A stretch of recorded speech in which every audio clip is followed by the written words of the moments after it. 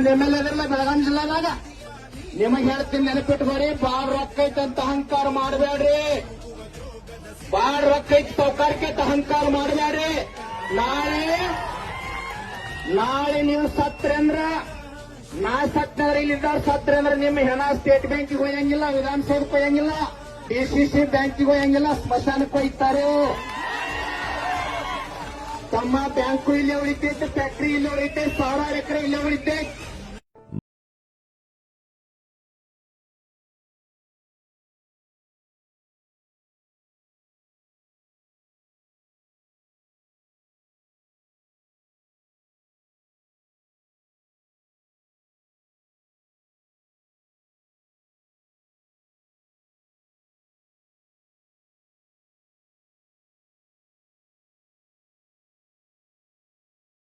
ರೈತ ಬಂಧುಗಳ ನಮಸ್ಕಾರ. ಈ ರೈತ ಕಬ್ಬು ಬೆಳೆಗಾರ ಹೋರಾಟ ನೀತಿ ಇವತ್ತಿಗೆ 5ನೇ ದಿನದ ಪ್ರಾರಂಭವಾಗೈತಿ. ನಿನ್ನೆ ದಿನ DC ಬಂದ್ರು ಯಾವುದೇ ಹೊಂದಾಣಿಕೆ ಆಗಲಿಲ್ಲ. ಅವರು 3200 ಅಂದ್ರು, ಆದ್ರೆ ನಾವು ಯಾರು ಒಪ್ಪಿಗೆ ಕೊಟ್ಟಿಲ್ಲ.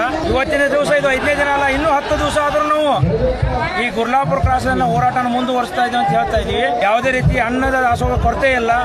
ರೈತರು ತಮ್ಮ ಮನೆಯಿಂದ ರೊಟ್ಟಿ, ಬುತ್ತಿ, ಹಿಂಡಿ ಏನು ಬೇಕಾದೆಲ್ಲ ನಾವು ಏನು ತಿನ್ನತಕ್ಕಂಥ ಆಹಾರ ಪದಾರ್ಥವನ್ನು ಸರಿಗ ತಂದು ಕೊಡ್ತಾ ಇದ್ದಾರೆ. ಆ ರೈತರಿಗೆಲ್ಲ ನಮ್ಮ ಈ ಗುರ್ಲಾಪುರ ಕ್ರಾಸ್ ವತಿಯಿಂದ ಹಾಗೂ ಕರ್ನಾಟಕ ರಾಜ್ಯ ರೈತ ಸಂಘ ಹಾಗೂ ಹಸಿರು ಸೇನೆ ವತಿಯಿಂದ ಅವರಿಗೆ ಧನ್ಯವಾದವನ್ನು ಅರ್ಪಿಸ್ತೇನೆ.